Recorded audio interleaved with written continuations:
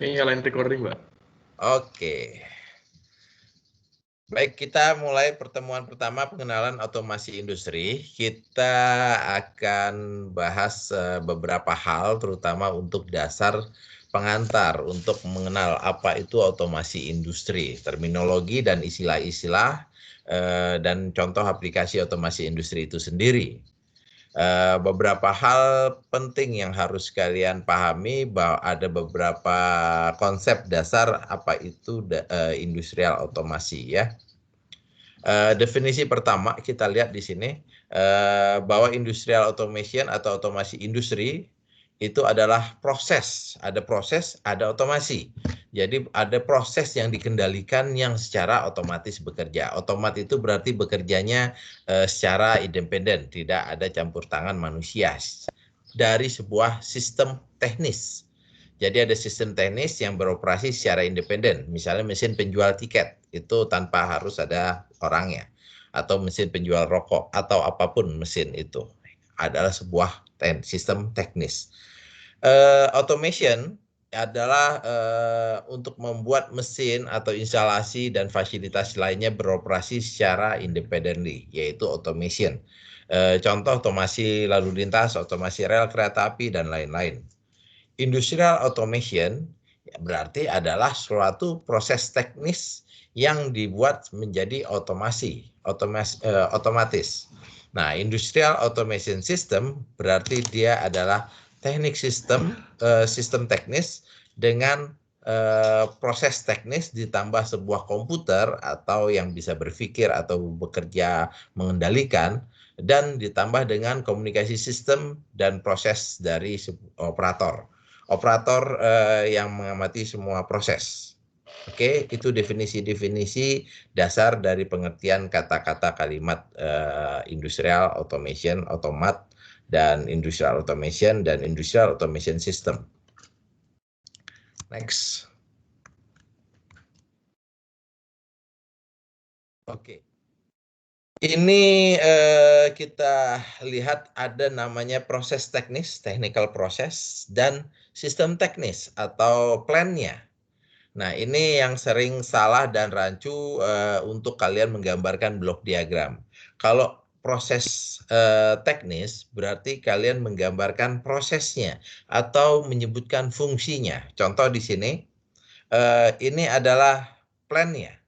Plan-nya di sini ada sebuah tangki menampung dua subtrans, misalnya cairan. Nah, di sini ada valve-nya. Valve sebagai aktuator, dan tentu saja ada signal untuk mengontrol aktuatornya. Nah, valve ini larutan A, larutan B akan mengendalikan mana yang akan masuk ke dalam tangki di sini. Dan di dalamnya ada sistem untuk mengukur, ada sensor. Dan di sini ada valve juga untuk mengeluarkan cairan. Dan di sini ada misalnya flow sensor. Yang keluarnya adalah gabungan dari substansi A dan substansi B menjadi substansi C. Dan tentu saja di sini dalamnya ada bisa ditambahkan sebuah pengaduk, mixer, dan seterusnya. Atau sensor di sini bahwa cairan yang diinginkan sudah sesuai dengan komposisinya. Kalau kalian lihat di sini banyak adalah gambar-gambar dari perangkat hardware. Sementara di proses teknis, di sistem proses, kalian menggambarkan blok diagramnya dengan menyebutkan fungsi. Contoh di sini ada penyuplai substansi A, substansi B, kemudian masuk ke pengisian, fill, dan kemudian masuk ke tangki. Di sini ada reaksi dari substansi A dan substansi B. Jadi ada proses di situ terjadi. Dan di sini ada proses pengosongan, empty. Tidak lagi menyebutkan perangkatnya. Nah, kesalahan yang sering terjadi di buku TA proposal pada saat kalian menggambarkan blok diagram, kalian menggabungkan antara proses teknis dan sistem teknis. Ingat bahwa sistem teknis berarti kalian berbicara tentang perangkatnya. Apa? Valve, aktuatornya. Nah, sementara kalau di sistem proses, teknis proses, technical proses atau sistem proses, kalian bisa bilang sistem proses, maka yang kalian sebutkan adalah fungsinya, pengisian, reaksinya, kemudian pengosongannya. Kalau kalian gabungkan, biasanya gambarnya menjadi ada beberapa hal yang salah. Nah, contoh kalau kalian menggambarkan seperti ini digabungkan, akan lebih mudah kalau kalian menyebutkan fungsi. Nah, kemudian diberi kotak-kotak, garis kotak-kotak di sini, garis putus-putus, sorry. Kotak ini disebutkan reaksi itu berada di dalam tangki ini. Nah, tentu saja akan ada sensor di situ. Nah, sensor itu berada di dalam tangki juga. Nah, itu bisa digabungkan, tapi penggabungannya harus jelas. Fungsi, proses berada di dalam sistem plan, sistem teknisnya. Jadi sistem proses itu dijalankan oleh sistem teknis. Jangan digabung, misalnya gambar di sini adalah fill, kemudian kalian gambar di sini adalah tangki. Nah, sehingga kalian akan menggabungkan antara fungsi dan perangkat. Sementara perangkat itu punya fungsi, sebaiknya kalian dalam pilih mau proses teknis saja atau sistem teknisnya. Oke, ini contoh sebuah sistem otomasi, full otomasi untuk proses pembuatan kertas. Ini contoh ya, kertas itu, ini contoh gambarnya ya, gambarnya kalau kalian belum paham gambarnya nanti bisa ditanyakan. Tapi sebelum kalian bisa menjelaskan sistem kerjanya, tentu saja kalian harus paham tentang prosesnya. Ngapain aja dia. Nah, kalau udah tahu prosesnya, oh berarti perlu perangkat yang kayak apa. Teknisnya gimana untuk mencapai proses tersebut. Oke, saya akan jelaskan prosesnya. Ini adalah proses untuk pembuatan kertas dari pulp. Pulp itu dibuat dari kayu yang dihancurkan. Tentu saja ada proses pemanasan, pengelembutan, kemudian baru dihancurkan, kemudian dikasih cairan, kemudian baru diaduk seperti ini, kemudian ada proses juga pengurangan jumlah air, kandungan airnya dikurangkan, sehingga kemudian dia akan dipompakan ke dalam proses untuk pemipihan supaya menjadi bentukan kertas. Ini proses di press. Di press, ini ada motor press. Kalau ada gambar, kalau tanpa garis begini berarti dia adalah hanya sebuah ruler. Tapi kalau ada panah begini berarti dia ada motor yang menekan dan dipres sesuai dengan ketebalan kertas yang diinginkan. Kemudian tentu saja pewarnaan segala macam diberikan di sini, sehingga di sini ada gambar mixer, dia bisa mencampur, mengaduk. Nah, kemudian setelah dipres dia akan dikeringkan. Ya, evaporasi terjadi di sini. Kemudian akan ada final untuk pengeringan, dan proses akhirnya adalah penggulungan menjadi gulungan kertas yang sudah kering.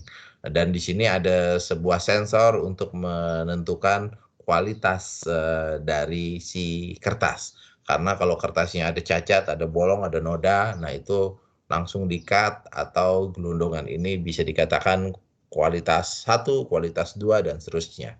Nah, ini adalah proses dari pembuatan pulp and paper di industri kertas ya. Beberapa pabrik kertas, kalian tahu yang Ciwi Kimia, kemudian ada ya kalau produk kertas ya sendiri ya, Bola Dunia dan seterusnya.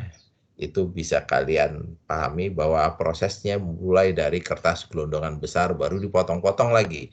Nah, itu udah produksi kertas kemasan. Nah, kalau ini adalah kertas dasar awalnya yang akan diproduksi untuk keperluan tertentu. Nah, ketebalannya juga ini diatur di proses dari pressing di sini. Yang 60 gram, 80 gram, dan seterusnya. Ya.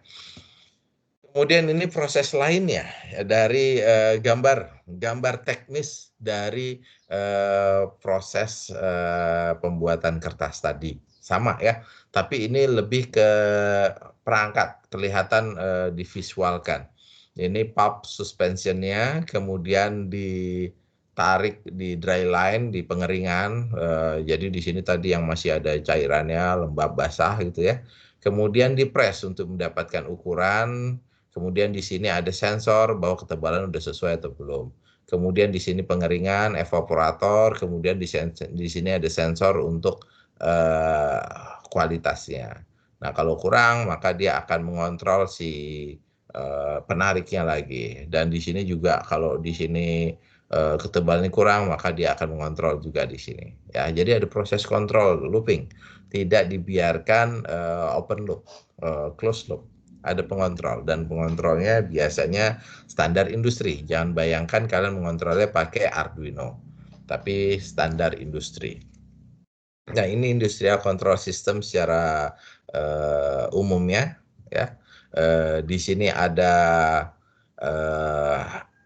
motor penggerak, ini independence, ada aktuator yang drivernya dari motor itu juga bisa, dan itu interdependence. Kemudian ya on off-kannya, itu bekerja berdasarkan dari sensor. Oh, kita balik aja ya.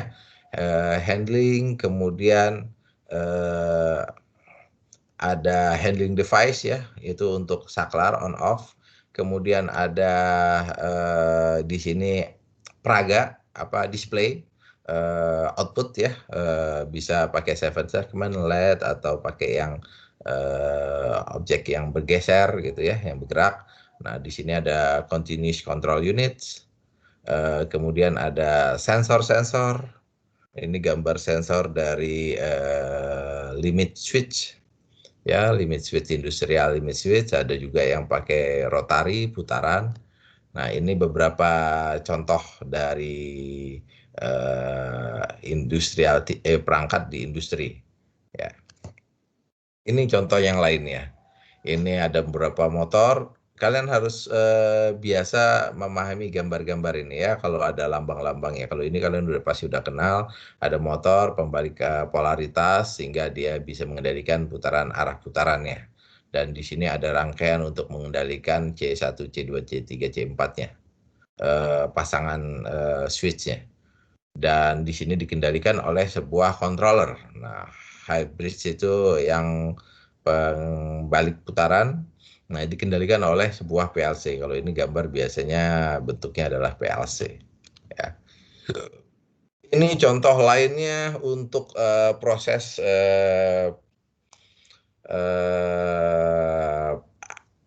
tekstil. Jadi untuk pewarnaan.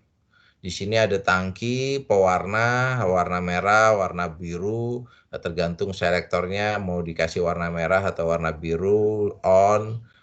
Pada saat warna merah, kemudian dia akan mengisi. Nah, di sini ada sensor limit switch. Kalau sensornya lebih tinggi atau lebih rendah, apa yang terjadi? Itu adalah sistem proses kontrolnya. Di sini ada motor yang akan menyalurkan kainnya masuk, dicelupkan, kemudian dikeluarkan, kemudian digulung lagi pewarnaan. Nah, tentu saja pasti akan bertanya, ini basah terus digulung lagi gimana? Oh, berarti ada pengeringan. Oh, berarti gambar ini belum lengkap. Jadi ini hanya contoh untuk pewarnaan saja. Dia tidak memperhitungkan pengeringan dan seterusnya. Anggap lagi ada proses di sebelah sananya. Ini apa? Ini adalah roller yang ditarik dengan pegas supaya dia mengencangkan. Nah, ini supaya ditarik masuk ke dalam air kemudian keluar lagi. Nah, ini adalah mixer motor 1, motor 2, motor 3. Kemudian ada sensor, ada valve untuk mengeluarkan, menguras cairan ini. Yang pasti cairan ini nggak boleh lebih rendah dari posisi kain, sehingga di sensor limit ini pasti akan terdeteksi, kalau udah lewat lebih rendah pasti akan ditambah lagi cairan merah atau biru, tergantung pewarnaannya sedang merah atau biru ya.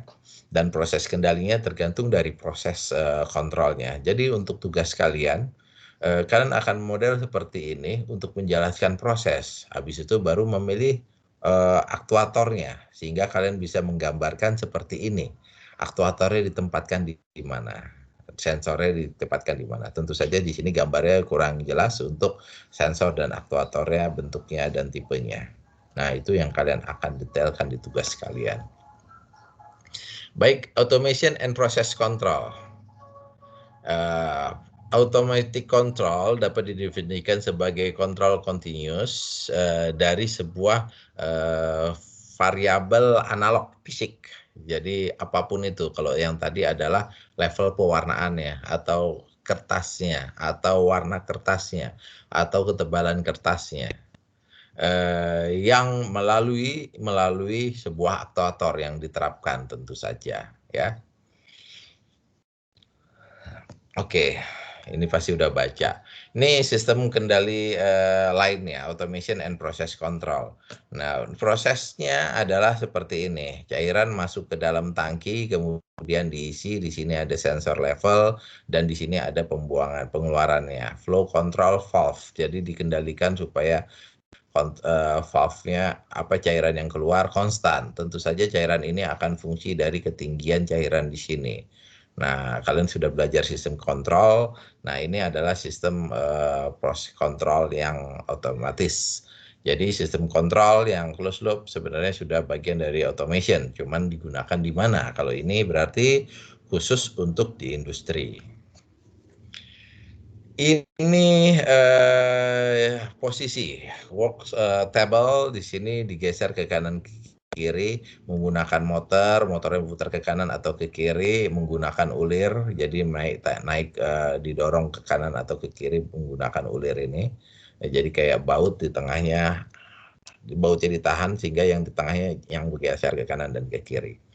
Dan di sini ada limit switch untuk mendeteksi posisinya dia ada di mana. Ini sesuai dengan fungsinya. Kalau udah sampai kiri dia harus berhenti, kalau kanan udah sampai D harus berhenti, sementara meja kerjanya dari A ke B misalnya. Nah, ini untuk sistem kontrol yang memerlukan meja kerja yang bergeser-geser sesuai dengan mesin di atasnya. Fungsinya terserah buat apa, tergantung dari industrinya. Apa tujuannya otomasi industri? Jadi otomasi industri itu tujuannya adalah untuk meningkatkan produksi, semakin cepat. Kenapa? Karena dengan mesin kecepatannya bisa lebih tinggi dibandingkan dengan manusia. Kalau kalian bayangkan pabrik rokok yang banyak jumlah pegawainya itu untuk melinting setiap rokoknya pakai mesin itu jauh lebih cepat sebenarnya. Sehingga pabrik-pabrik besar, produsen rokok yang di luar, kecuali di Indonesia ya, karena di Indonesia teknologinya waktu zaman dulu tuh regulasinya harus padat karya. Artinya pegawainya harus banyak menyerap tenaga kerja.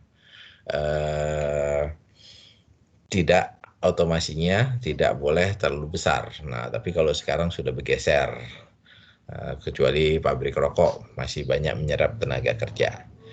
Produksi akan meningkat, cost reduksi, jadi biaya juga akan menurun dan tidak tergantung kepada manusia. Kalau di Indonesia ya, buruhnya biayanya mahal, UMR-nya tinggi, kemudian suka demo dan suka protes dan ada human error. Nah, itu semua bisa dikurangin, mengurangi biaya reduksi biaya operasionalnya. Termasuk biaya tunjangan kesehatan, ya pokoknya biaya yang berkaitan dengan manusia, yang disebabkan oleh manusia, apapun itu, ya, dan itu bisa ditekan biayanya. Deal dengan mesin lebih gampang daripada deal dengan manusia. Improvement quality, jadi quality produknya bisa diimprove. Jaga quality kontrolnya pakai mesin. Misalnya ketipisan kertas, nggak bisa manusia megang, 80 gram, 60 gram. Memang bisa, cuman akurasinya rendah. Tapi kalau pakai sistem produksi yang otomatis, kualitas itu bisa tetap dijaga setiap saat 24 jam, sehingga bisa sangat mengurangi jumlah pekerja. Improve dari raw material, bahan bakunya, dan ini bisa mengurangi kemungkinan rugi-rugi dari materialnya, ya, dalam hal raw material untuk sistem produksinya. Kemudian bisa juga mengurangi konsumsi energinya, sehingga karena kerjanya lebih cepat, lebih efisien, maka penggunaan energinya juga menjadi lebih rendah. Tentu saja tidak bisa dibandingkan kalau untuk energi ini antara manusia dengan mesin. Tentu saja manusia lebih hemat energi, tapi boros dari biaya. Tentu saja tujuan utamanya supaya tidak tergantung dari kelemahan manusia. Mesin bisa diprediksi dan bisa tahan untuk kerja 24 jam dan dapat diprediksi untuk maintenance dan pergantian peralatan. Nah, itu tantangan di industrial automation. Kenapa? Karena lebih baik melakukan maintenance daripada tiba-tiba rusak, karena dia akan merusak proses atau produknya sendiri. Nah, sehingga prediksi kapan sebaiknya maintenance itu harus diketahui supaya tidak terjadi kerusakan. Contoh pabrik pupuk misalnya ya, produksi pupuk urea itu kalau down maka untuk menyalakannya lagi butuh waktu 8 jam sampai produk itu bisa layak untuk dijual. Nah, ini down 8 jam ini sebaiknya direncanakan, karena kalau tidak maka akan banyak membuang resource dan kerugian cukup besar. Ini contoh sistem yang terotomasi, basic elemennya tentu saja ada proses di sini.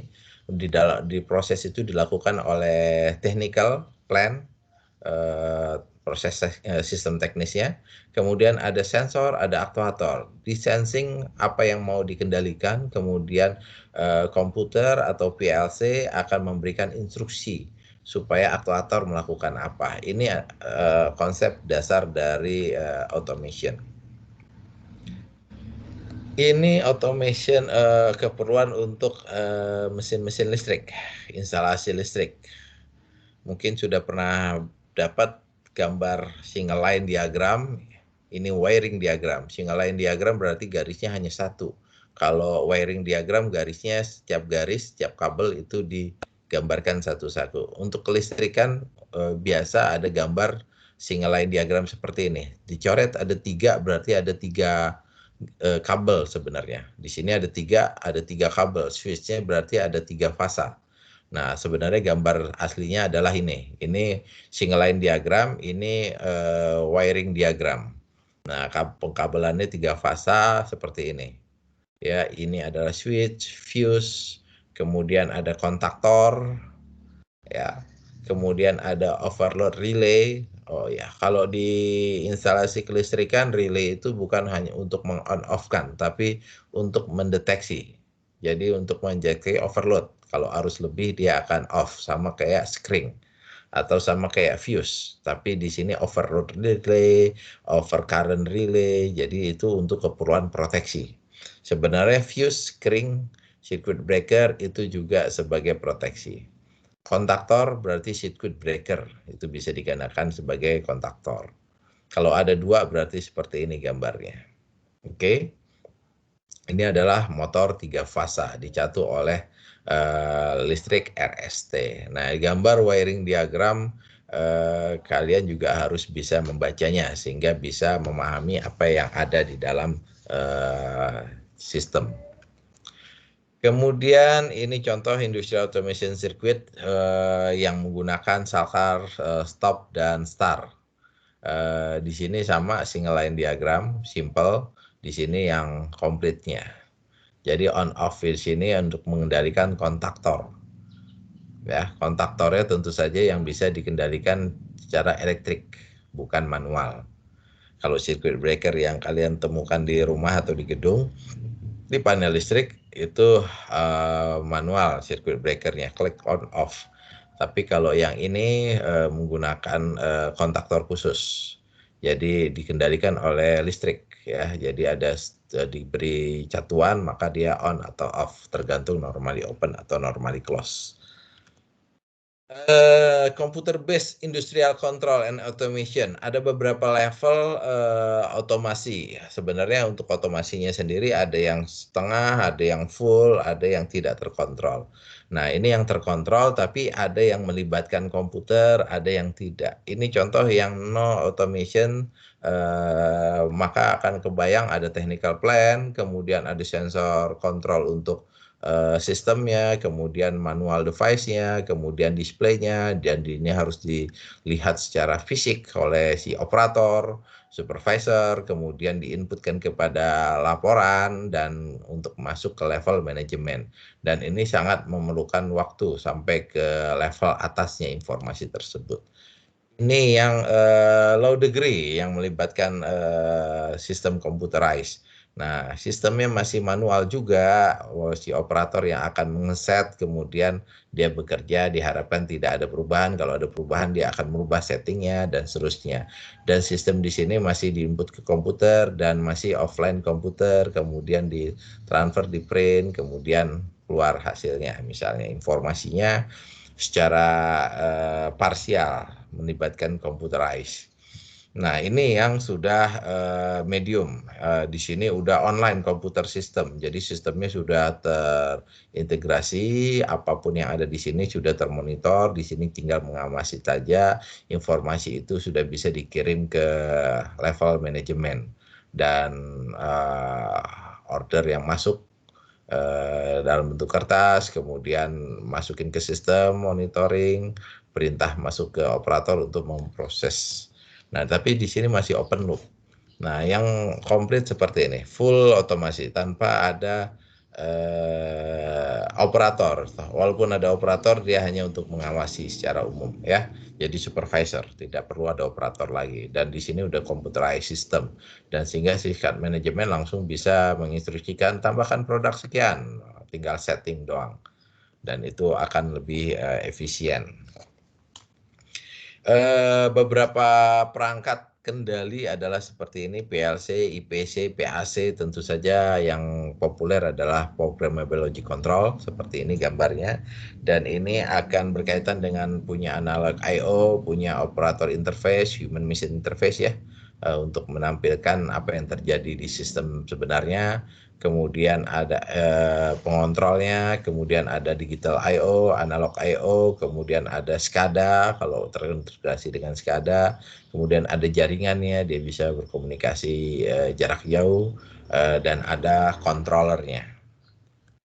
Ini tampilan dari human machine interface sistem SCADA untuk sebuah proses di pabrikasi. Ada tangki 1, tangki 2, menjatuhkan pakai conveyor belt, menjatuhkan ke dalam pengaduk di tangki ini, kemudian dicampurkan lagi di sini, diproduksi, kemudian yang dari cairan 1, 2, 3 ini juga dipompakan dan dimasuk ke dalam sini, kemudian digabungkan lagi ke sini, jadi levelnya banyak, ya.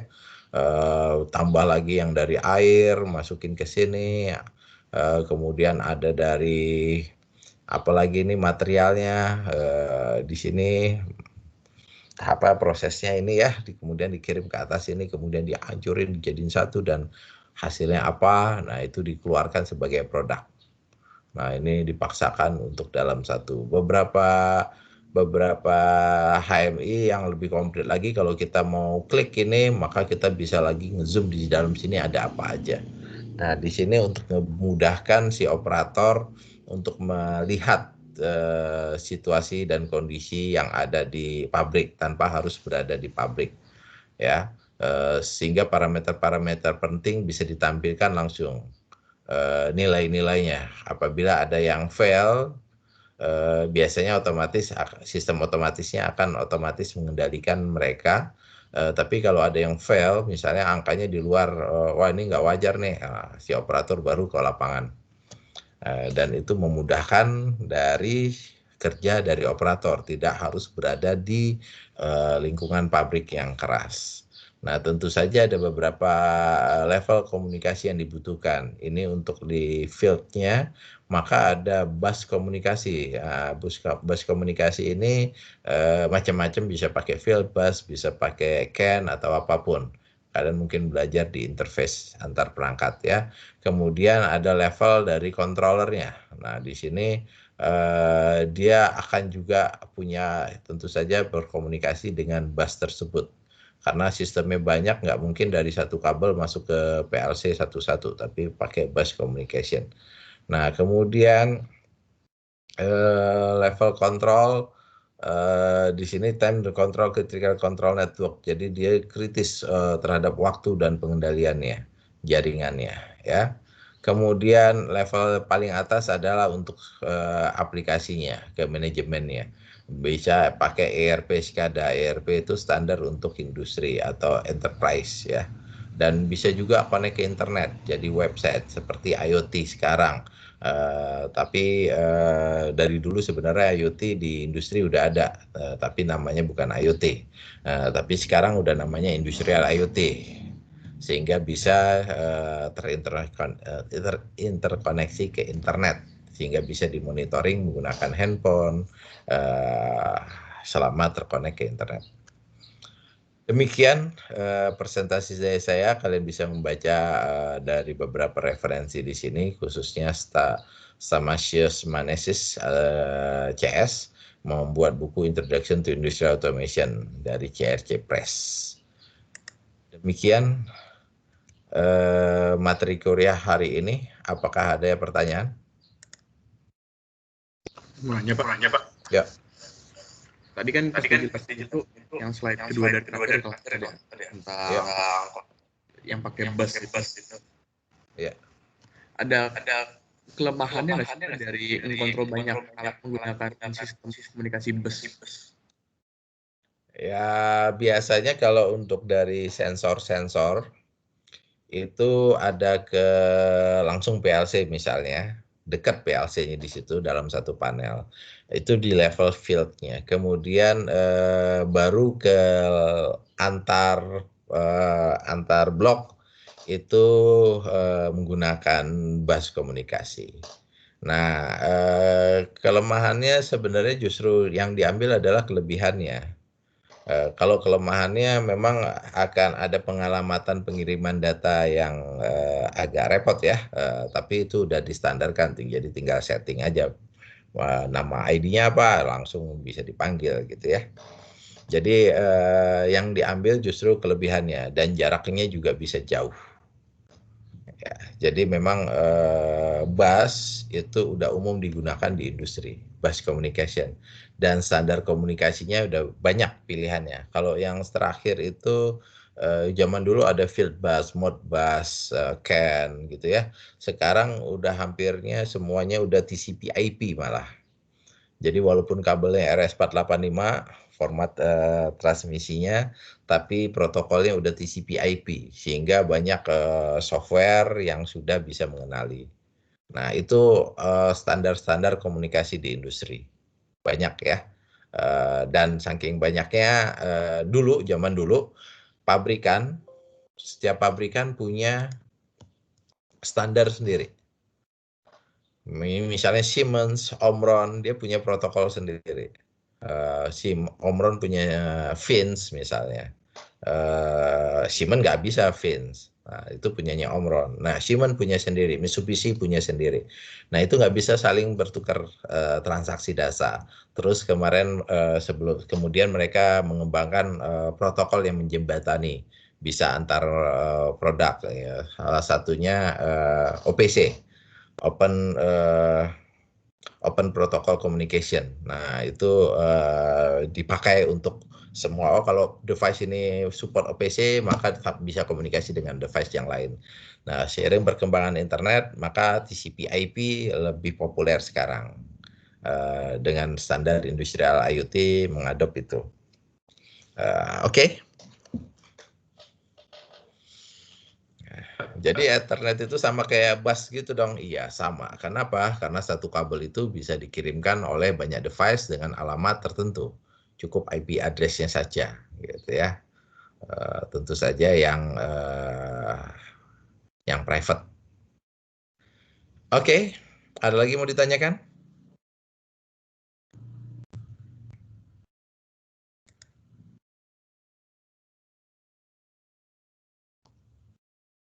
Tidak ada yang mau ditanyakan lagi? Oke, materi hari ini selesai. Masih 1 jam kurang ya. Kita akhiri dulu rekamannya, bisa diputus.